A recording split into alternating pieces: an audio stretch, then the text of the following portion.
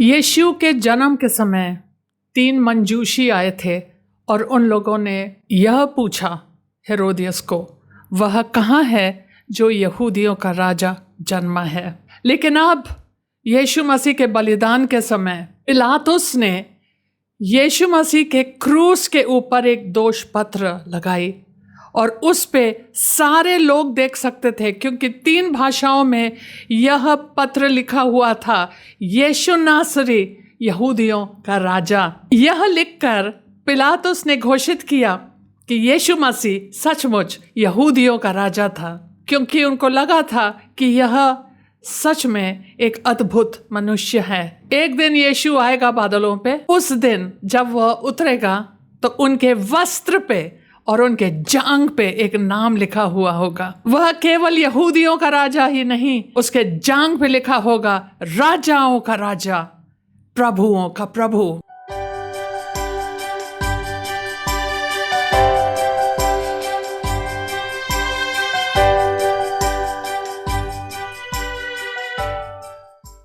आप सबका एक बार फिर से choose life now Hindi channel में स्वागत है। हम 19वें अध्याय के 23 पद में पहुंचे हैं।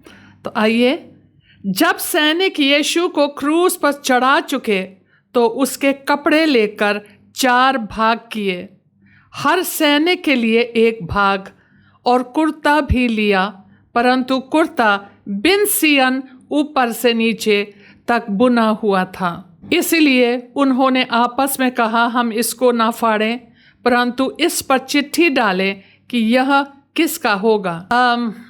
यीशु मसीह क्रूस पे लटके हुए हैं और एक एक भविष्यवाणी यीशु के मौत के बारे में पूरा हो रहा है। दाऊद, राजा दाऊद यीशु मसीह से 1000 साल पहले जिए थे और उन्होंने इतनी भविष्यवाणियाँ की थी। उन्होंने ये भी कहा कि वह हमारे हाथ पैर में छेद करेंगे, जबकि उस समय में क्रूस की जो सज़ा थी कोई चीज़ थी ही नहीं। उसके बावजूद उन्होंने ये कहा, यशायाह भविष्यवक्ता ने भी कहा, उनके वस्त्र 4 मतलब अंदर वाले वस्त्र सब थे, जो अंदर वाले कपड़े थे, और उनके चप्पल और सारी चीज़ें, सैंडल्स, सारे चीज़ों को 4 भाग में बांटा गया। इसका मतलब यह है कि 4 सैनिक थे क्रूस के पास, 4 सैनिक लगाए गए थे ड्यूटी पे। वहाँ पे लिखा है कि हर सैनिक के लिए 1 भाग, मतलब 4 लोग थे, क्योंकि 4 भाग में बनाया गया। लेकिन जो कुर्ता था, जो ऊपर से ट्यूनिक पहनते हैं वो लोग, जो कुर्ता है, अंगोछा, जो अंगरखा, सॉरी अंगोछा नहीं, अंगरखा जो पहनते हैं ऊपर से, वह अंगरखा या ट्यूनिक या कुर्ता वह एक में बुना हुआ है, उसमें कोई सियन नहीं है, तो उसको फाड़ना उन लोगों को उचित नहीं लगा। तो उन लोगों ने कहा हम लोग इसके लिए चिट्ठी डालें और देखते हैं किसके नाम पर आता है और फिर वह ले सकता है।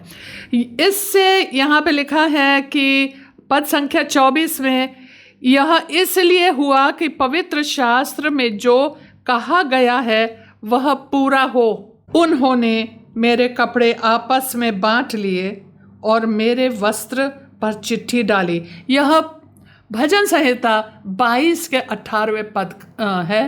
ये दाऊद ने लिखा है 1000 साल पहले, और उसमें यह लिखा है कि उन्होंने मेरे कपड़े आपस में बांटे और मेरे वस्त्र पर चिट्ठी डाले, ताकि वह निर्णय ले सके कि किसको वह अंगरखा मिलेगा।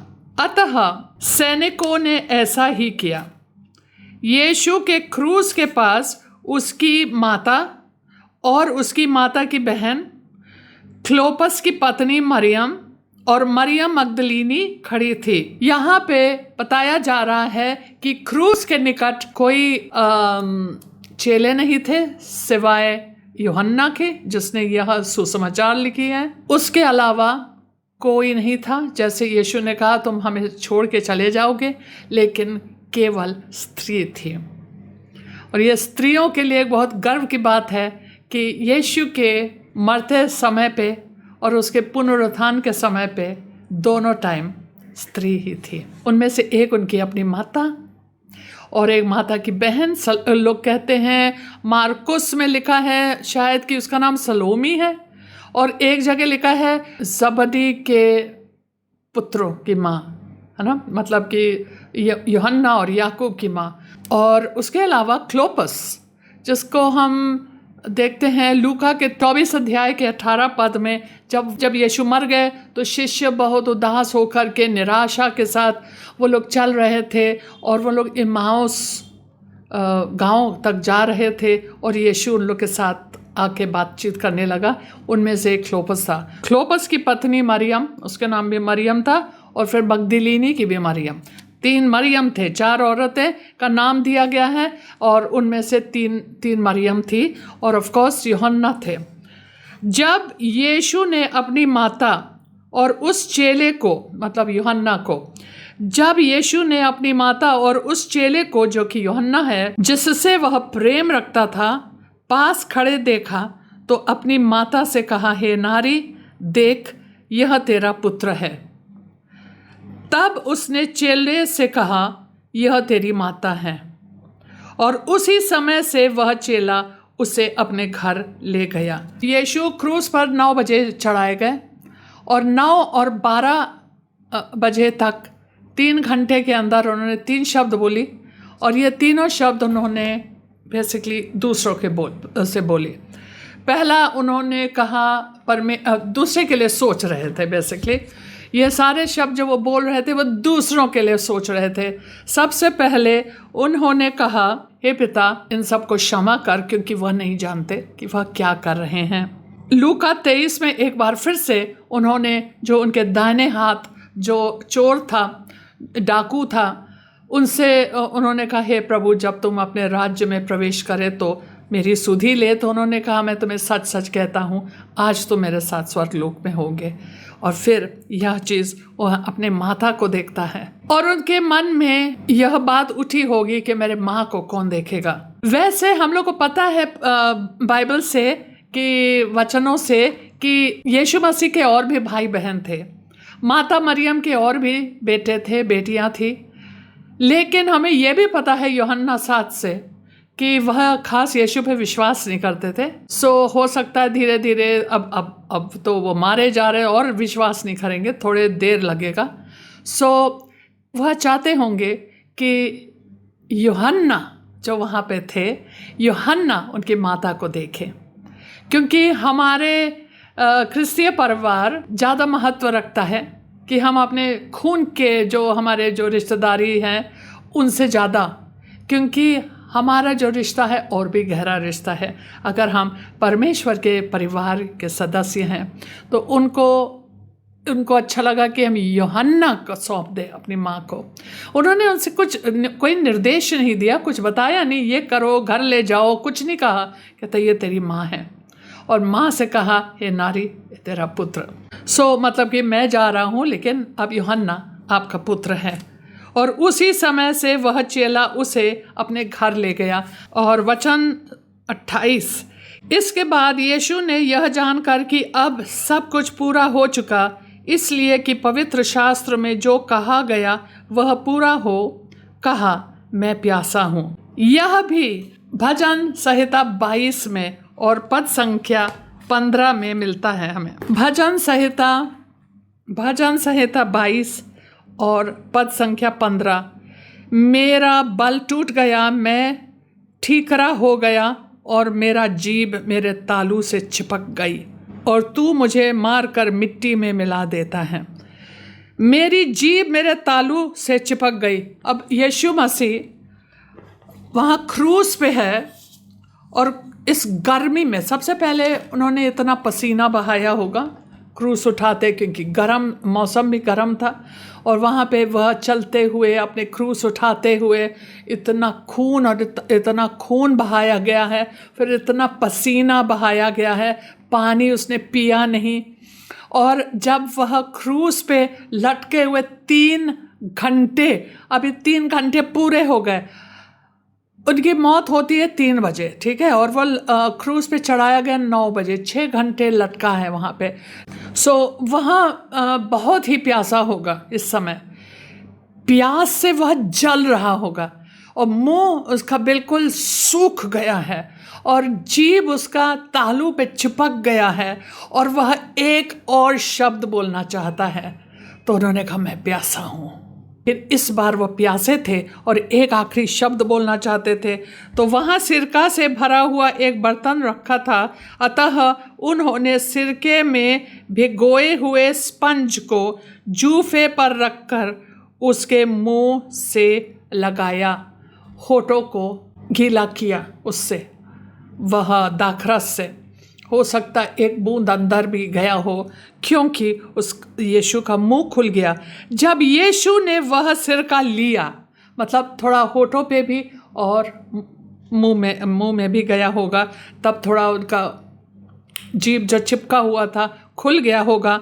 और कहता है जब उसने वह सिरका लिया तो कहा पूरा हुआ, और सिर झुकाकर प्राण त्याग दिए। पूरा हुआ, यह शब्द पूरा हुआ, यह एक यूनानी शब्द है। यूनानी भाषा में एक शब्द है और वह शब्द है तेतेलेस्ताई।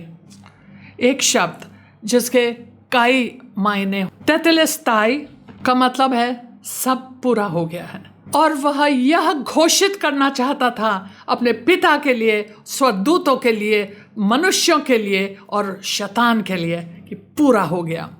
क्या पूरा हो गया? परमेश्वर की योजना जिसको मुझे करना था, जो काम मुझे उनके लिए करना था, वह योजना पूरी हो गई।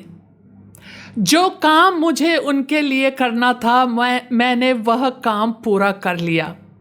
तेतेलेस्ताई यह शब्द है जब कभी कोई किसी को कोई काम दे करने के लिए, और जब वो काम पूरा कर देता है तो वो आके अपने मालिक से कहता है तेतेलेस्ताई, हो गया, काम पूरा हो गया।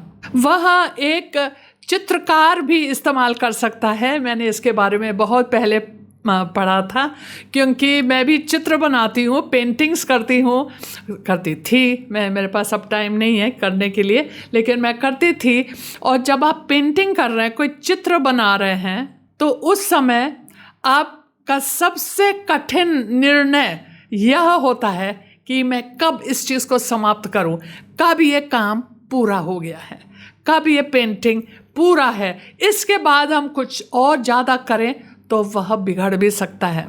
तो एक बहुत बड़ी निर्णय होती है। आर्टिस्ट जो चित्रकार है अपने पेंटिंग को देखता है और पूरे तरीके से वो देखता है और सोचता है तेतेलेस्ताई, हो गया, पूरा हो गया, अब हमें कुछ और नहीं करना है। सो यीशु मसीह ने अपने पिता का काम किया, योजना वो देख रहा है। यीशु मसीह जानता है कि ये पूरी योजना क्या है, और उन्होंने कहा तेतेलेस्ताई। वह जो अभी जो ऐसा लग रहा है जैसे कि सब कुछ बिगड़ गया है, कुछ बिगड़ा नहीं है, सब कुछ सुनहरा होने वाला है। परमेश्वर की महिमा होगी, यीशु मसीह की भी महिमा होगी, और पूरे मानव जाति जो भी यीशु मसीह के ऊपर विश्वास करेगा, उन सब के लिए यीशु मसीह का ये जो काम जो हुआ है उनके जीवन में बहुत बड़ा महिमा लेके आएगा। तो इसका, और आखिरी में यह व्यापारी लोग इस्तेमाल करते हैं इस शब्द को तेतेलेस्ताई, कि जब वो व्यापार करते हैं और जो भी कर्ज होता है, जो भी वो बिल होता है उसका, तो जब वो लोग पूरा भुगतान करते हैं तो उसके लिए वो लोग बोलते हैं तेतेलेस्ताई, मतलब यह पूरे रीति से भुगतान हो चुका है। तो यह बहुत अच्छा से फिट होता है यहाँ पे कि हम लोग मानव जाति, मनुष्य के पाप के लिए यीशु आए, वह हमारे लिए पाप बने। जिसने पाप को से अज्ञात था, पाप जानता ही नहीं था, वह हमारे वास्ते, हमारे कारण से वह पाप बने, ताकि हम यीशु में हो करके परमेश्वर की धार्मिकता बने।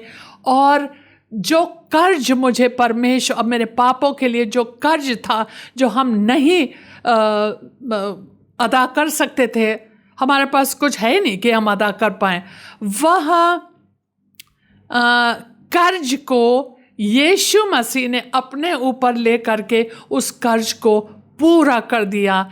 और जब वह भुगतान हो चुकी, उनका आखिरी लहू का आखिरी बूंद, उनके प्राण निकल रही थी, क्योंकि इंसान का जो प्राण लहू है उसी में तो उनका प्राण है। तो वो जान रहा था कि सब खत्म हो गया और पूरा हो गया काम। तब उसने कहा पूरा हुआ, तेतेलस्ताई, मतलब पूरा भुगतान हो गया है। जो यीशु पे विश्वास करता है, आपके लिए खुशखबरी यह है कि आपके पापों का कर्ज जो आप अदा नहीं कर सकते थे, कभी भी नहीं, क्योंकि हमारे पास उस प्रकार का कोई ऐसी वस्तु नहीं है जिसके द्वारा हम अदा करें, वह यीशु के लहू के द्वारा परमेश्वर को पूरा भुगतान मिल गया। और यीशु ने कहा तेतेलस्ताई, सारे पुराने नियमों के प्रकार, सारे प्रतिज्ञाएं, सारे भविष्यवाणियां पूरी हो गई, पूरा हुआ। सारे जो लेव्य वंश के जो याजक थे, वह भी खत्म हो गया, पूरा हो गया। जानवरों का निरंतर बलिदान चढ़ाना पूरा हो गया, अब उसकी कोई आवश्यकता नहीं है। शैतान का जो सामर्थ्य था, जो बल था, जो अधिकार था मनुष्य के ऊपर, वह नष्ट हो गया पूरे तरीके से। शैतान का राज्य ढह गया और पिता परमेश्वर का जो न्याय था, जो उनके अंदर वो क्रोध था, वो पूरे रीति से ठंडा हो गया और न्याय तृप्त हो गया। और मनुष्य के सारे पापों के लिए भुगतान पूरा हो गया और वह धर्मी ठहराया जाएगा। इसीलिए उनका मेल मिलाप पिता परमेश्वर के साथ पूरा हो गया, हर चीज़ पूरा हो गया पिता परमेश्वर के इच्छा के अनुसार। हालेलुया। और सिर झुकाकर प्राण त्याग दिए। यीशु मसीह ने अपनी प्राण दे दी। लेकिन मेरे साथ चलिए मत्ती 27। तब यीशु ने फिर बड़े शब्द से चिल्लाकर प्राण छोड़ दिए और देखो मंदिर का पर्दा ऊपर से नीचे तक फटकर 2 टुकड़े हो गया। यह सब इसी समय की बात है जब यीशु ने अपनी प्राण त्याग दी। जो पर्दा था अति पवित्र स्थान और पवित्र स्थान के बीच में, वह पर्दा ऊपर से नीचे फट गया। नीचे से ऊपर नहीं, ऊपर से नीचे, मतलब यह परमेश्वर का कार्य था और वह फटकर 2 टुकड़े हो गया।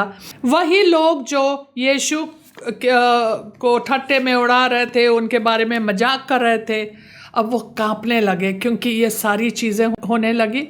सूबेदार ने कहा सचमुच यह परमेश्वर का पुत्र था। 31 पद। इसलिए कि वह तैयारी का दिन था, यहूदियों ने पिलातुस से विनती की कि उनकी टांगें तोड़ दी जाएं और वे उतारे जाएं, ताकि सबत के दिन वे क्रूसों पर ना रहें, क्योंकि वह सबत का दिन बड़ा दिन था। अब यह जो पाखंडी फरीसी थे, अब उन लोग सबत के बारे में सोच रहे हैं। वह कह रहे हैं कि बहुत बड़ा दिन है, आज फसह है, पर्व है और कल शबत है, तो ये एक बड़ा शबत है, नॉर्मल शबत नहीं है। और अगर हम लोग यहाँ अपराधियों को, ये जो श्रापित लोग हैं, इनको यहाँ छोड़ दें, मतलब लोग मरेंगे तो है नहीं इतने जल्दी। उन्होंने कहा कि क्योंकि शबत है तो उन लोग के रहम नहीं दिखा रहे थे किसी को। ये रहम की बात नहीं है, वो कहते शबत का दिन है, हम लोग इनको यहाँ छोड़ नहीं सकते क्रूस पे, क्योंकि वह श्राप होता है। इसीलिए ऐसे करो, इनको निकाल दो, लेकिन उतार भी नहीं सकते जब तक ये मर ना जाए। तो मारने का तरीका देखिए, इन लोग के टांगों को तोड़ दो। क्योंकि क्रूस पर, जब लोग क्रूस पे ऐसे रहते थे तो वो लोग सांस नहीं ले सकते थे, सांस बड़े कठिनाई से आता था। तो सांस लेने के लिए पैरों के नीचे लकड़ी का एक टुकड़ा रहता था और उस पर लोग पैर दबाते थे और अपने को उठाते थे, सांस लेते थे, फिर गिर जाते थे क्योंकि लोग बहुत कमज़ोर हो जाते थे। लेकिन अगर कोई उसके टांग तोड़ देंगे, वो टांगों पे अपने को उठा नहीं पाएंगे और सांस नहीं ले पाएंगे और थोड़े देर में उन लोग की अंत हो जाएगी। तो फिर ये लिखा गया है कि इन लोग के टांगों को तोड़ा जाए। फरीसियों ने कहा इन लोग के टांग तोड़ा जाए ताकि ये उतारे जाएं। अब अतः सैनिकों ने आकर उन मनुष्यों में से पहले की टांगें तोड़ी, तब दूसरे की भी, जो उसके साथ क्रूसों पर चढ़ाए गए थे। परंतु जब यीशु के पास आकर देखा कि वह मर चुका है, तो उसकी टांगें ना तोड़ी, परंतु सैनिकों में से एक ने बर्छे से उसका पंजर बेधा और उसमें से तुरंत लहू और पानी निकला। तो उन लोगों ने यीशु के हृदय के पास बर्छे से छेदा और केवल लहू, और लहू के जब लहू ख़त्म थोड़ा सा पानी निकला उनके हृदय के पास से। वो मर चुके थे, तो उनके टांग तोड़ने के लिए कोई ज़रूरत नहीं पड़ी। बाकी दो जो उनके दाएं बाएं थे उनके टांगें तोड़ी गई। इन लोग के टांग, यीशु मसीह के टांग को तोड़ने की कोई आवश्यकता नहीं थी। जिसने यह देखा, यूहन्ना बता रहे हैं, जिसने यह देखा उसने गवाही दी है और उसकी गवाही सच्ची है, और वह जानता है कि वह सच कहता है कि तुम भी विश्वास करो। यूहन्ना बोल रहे हैं कि जिसने अपने आँखों से देखा है, मैं गवाह हूँ, मैं सारी चीज़ें बता रहा हूँ और जो मैं बोल रहा हूँ सच है। ये बातें इसलिए हुई कि पवित्र शास्त्र में जो कहा गया है वह पूरा हो, उसकी कोई हड्डी तोड़ी ना जाएगी। और फिर एक और स्थान पर यह लिखा है, जिसे उन्होंने बेधा है उस पर वे दृष्टि करेंगे। यह प्रकाशित वाक्य के पहला अध्याय पद संख्या 7 और जकरिया 12 अध्याय और पद संख्या 10। और यह जो हड्डियों के बारे में लिखा गया कि उसके एक भी हड्डी नहीं तोड़ा गया है, भजन संहिता 34 के 20 में पाया जाएगा। आप पढ़ सकते हैं। यीशु मसीह के मौत में कितने सारे भविष्यवाणियां पूरी हुई। आगे बढ़ते हैं 38। इन बातों के बाद अरिमतिया के यूसुफ ने, जो क्योंकि अब यीशु ख़त्म हो गए, मर गए, तो अरिमतिया के यूसुफ ने, जो यीशु का चेला था परंतु यहूदियों के डर से इस बात को छिपाए रखता था, पिलातुस से विनती की कि क्या वह यीशु का शव ले जा सकता है। यूसुफ अरिमतिया, जिसके बारे में हम इससे पहले नहीं सुनते हैं, उनके मौत में वह एक बहुत बड़ी भूमिका निभाता है। उन्होंने यीशु मसीह का शव मांगा क्योंकि उनके पास इतना सा भाव था कि वो वहाँ तक जा पाए और पूछे पिलातुस से कि मुझे उनका शव लेना है। उनके शिष्य नहीं जा सकते थे, लेकिन यह भी एक शिष्य था, लेकिन छिप के। वह डरते थे फरीसियों से और वह उनको लेके आए, वह सफ़ेद कपड़ा भी लेके आए उनके शव को लपेटने के लिए। पिलातुस ने उसकी विनती सुनी और वह आकर उसका शव ले गया। और 39 पद में हम लोग एक और मित्र को देखते हैं, एक और शिष्य को देखते हैं, जिसको हम लोगों ने यूहन्ना के 3 अध्याय में देखा था, निकोदीमस भी, जो पहले यीशु के पास रात को गया था, 50 सेर के लगभग मिला हुआ गंधरस और एलवा ले आया। तब उन्होंने यीशु का शव लिया और यहूदियों के गाड़ने की रीति के अनुसार उसे सुगंध द्रव्य के साथ कफन में लपेटा। तो इन सारे चीज़ों के साथ जो उन लोग लेके आए, गंधरस और ये सब चीज़ों को, शरीर को, शव को सुरक्षित रखने के लिए, ये सारे चीज़ों को उनके शव के चारों तरफ लगा के उन्होंने उनको लपेट दिया नए कपड़े में, ताजे कपड़े में। ये काम उनके लिए 2 शिष्य ने, जो गुप्त में शिष्य थे, जो यीशु से प्रेम करते थे, जो यीशु के बातों को बहुत गौर से सुनते थे, लेकिन डर के मारे उन लोग बाहर नहीं आ सकते थे। ऐसे बहुत से शिष्य हैं आज भी, जो डर के मारे कि हमारे माँ बाप क्या कहेंगे, हमारा समाज क्या कहेगा, हमारे ऊपर क्या सताव आने लगेगा, और डर के वजह से वह लोग छिप के रहते हैं। इन लोगों को मौका मिल गया कि ये लोग आगे आए और बोले, क्योंकि आप गुप्त शिष्य नहीं रह सकते। आपको मुंह से अंगीकार करना होगा, यस, यीशु मसीह ही प्रभु है और मैं उस पर विश्वास करता हूँ, वह मेरा प्रभु है, वह मेरा उद्धार करता है। अब अंदर अंदर हम ऐसे ही करेंगे, ये ऐसे नहीं हो सकता है। यीशु ने कहा अगर तुम मुझको इनकार करोगे मनुष्यों के सामने, तो जब मैं अपने स्वर्गदूतों के साथ आऊँगा उस दिन मैं सब लोगों के सामने तुमको भी इनकार कर दूंगा। तुमको डर लग रहा था तो मैं मनुष्यों का ज़्यादा उन लोग का जो क्या सोच है उस पर ज़्यादा महत्व देते हो और मेरे ऊपर कम, और जब मैं आऊँगा मैं भी इनकार करूँगा। मैं नहीं जानता तुम्हें, क्योंकि तुमने कभी हमें अंगीकार नहीं किया, तो मैं भी नहीं करूँगा, तुम्हें स्वीकारूंगा नहीं। जरूरी है। और इन लोगों को मौका दिया गया, निकोदेमुस और यूसुफ अरमथिया। एक समय आता है, एक मौका मिलता है और उस समय निकल के आके बोलते हैं कि हमें उसकी शव चाहिए। और फिर उन लोगों ने जो भी रीति रिवाज से यहूदियों का, क्योंकि वे यहूदी थे, वो लोग फरीसी थे, बल्कि उन लोग जानते थे किस रीति रिवाज से एक रब्बी को दफनाया जाता है। उन लोग ने वो सारी रीतियाँ उनके लिए की और उनको एक नए कब्र में डाला। तो तब उन्होंने यीशु का शव लिया और यहूदियों के गाड़ने की रीति के अनुसार उसे सुगंध द्रव्य के साथ कफन में लपेटा। उस स्थान पर जहाँ यीशु क्रूस पर चढ़ाया गया था एक बारी थी, और उस बारी में एक नई कब्र थी जिसमें कभी कोई ना रखा गया था। इसलिए यहूदियों की तैयारी के दिन के कारण उन्होंने यीशु को उसी में रखा, क्योंकि वह कब्र निकट थी। पिता परमेश्वर ने हर चीज़ की प्रबंध कर लिया था। यीशु मसीह के पास खुद कुछ भी नहीं था। और इसी के साथ आज के यहाँ अध्याय को हम समाप्त करते हैं। बहुत ही सुंदर अध्याय, बहुत ही सुंदर अध्याय, क्योंकि जब यीशु ने अपनी प्राण दी, उन्होंने खुद सौंपा है। उन्होंने अपने सर झुकाकर अपनी प्राण दे दी। कोई उसको मार नहीं सकता था, कोई इसको क्रूस पे चढ़ा नहीं सकता था, कोई इसको गिरफ्तार नहीं कर सकता था, और कोई इसके प्राण उनसे ले नहीं सकता था। लेकिन उन्होंने दे दी, उन्होंने सर झुकाया और दे दी, क्योंकि उनके अंदर एक भी अपना पाप नहीं था। अपना, हमारे पाप तो थे, उससे लदे हुए थे, बल्कि पाप बने, लेकिन उनका अपना नहीं था। कोई इसको मार भी नहीं सकता था, लेकिन उन्होंने अपनी प्राण दे दी। आइए प्रार्थना करते हैं। हे पिता, हम क्रूस के ये जो कार्य यीशु ने किया, जो कि एक पूरा कार्य था, उसमें कुछ भी अधूरा नहीं है। धन्यवाद देते हैं कि कोई भी चीज़ अधूरा नहीं है।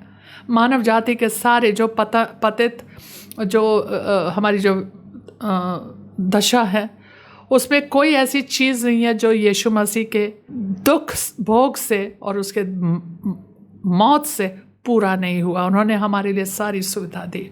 हर एक चीज़ जो कि धार्मिकता के लिए और जीवन के लिए जो हमें ज़रूरत है, उन्होंने सब हमें दे दी।